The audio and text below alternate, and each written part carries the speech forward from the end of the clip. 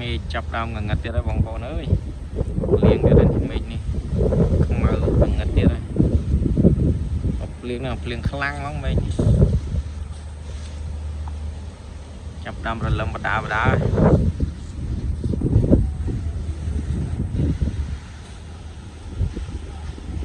ngần ngật chắc ngon rồi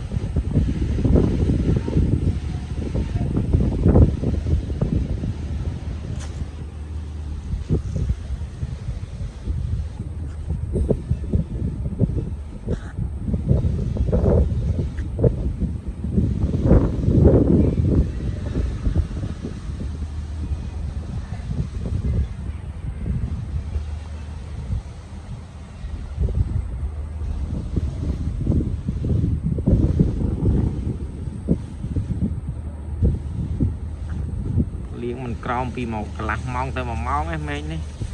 món nó món khăn này